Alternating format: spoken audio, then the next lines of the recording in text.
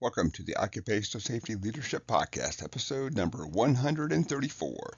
In today's episode, we continue the journey of hazard identification. And in today's, we're going to sit down and talk about maintenance personnel. So they are a um, fantastic way of getting information on hazard identification because nobody's ever called a maintenance person with I just happen to have some extra time and thought I would tell you that you're doing a great job.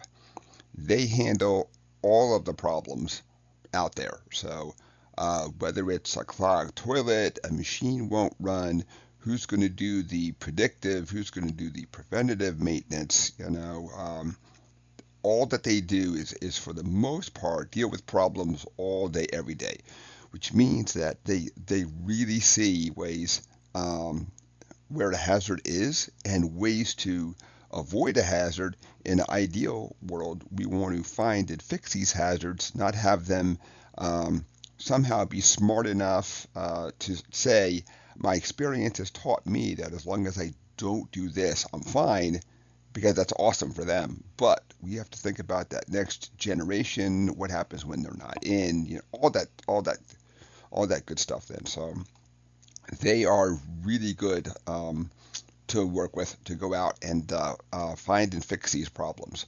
So this technique is both proactive and it's reactive at the same time then, because in a proactive, we go and we tackle it before that we have any issues or anything else.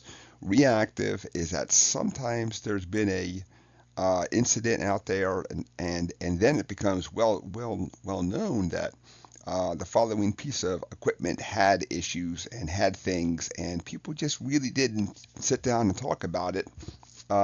It's also a little reactive um, if you have to go back and look at the maintenance records after something happens, because you might find that no matter how good these guys are really good at getting stuff done, if you're short staffed, possibly the maintenance is not being done on a schedule because if you're supposed to have three people and you only have two, and then you have to take care of the other problems, changing a light bulb, there's a toilet clogged and things, you're just not going to get done what has to get done. So you end up going from fire to fire and putting things out then. So uh, maintenance personnel also have a different perspective because they want to know, typically, I wonder why somebody did this on this piece of equipment, or maybe we can do this on this thing too. So they have a very good perspective on this. Um, and I also found that they're they're very good at asking the question to other maintenance personnel, but sometimes they don't always feel comfortable talking to the management. But they ask the question in this kind of fashion: Why do we fix the same problems repeatedly? If you know the same problems are coming up, and these guys for the most part really know that these problems are coming up. Let's fix these problems so that it's not the same problem over and over and over again. So, um, as in all the techniques, follow up is critical. You know, and right. So, I have also found that many times the maintenance folks are not afraid to hold back, and they'll really say, let's look at this equipment, let's look at this operation, let's do this. Um, so they're just a fantastic source of identifying hazards out there. So uh, catch up with your maintenance folks, walk through, talk to them, figure out this stuff too. It's just another way to really get that good perspective on something that's out there because the operator operates the equipment. They're, they're not always worried about the maintenance because when maintenance has to be done, they just call somebody and it magically happens and everything runs so these guys are fantastic ways to get this information.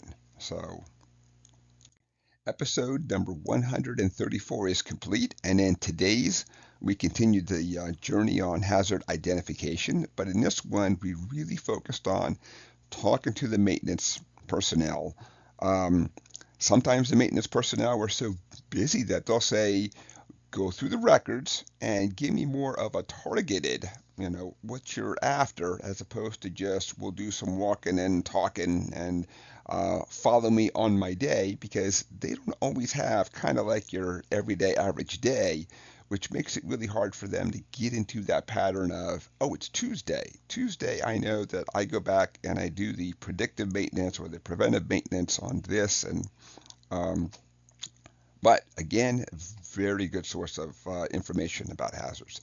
So episode 134 is complete. I want to thank everybody for joining me today. My name is Dr. David Ayers. Thank you and have a safe day.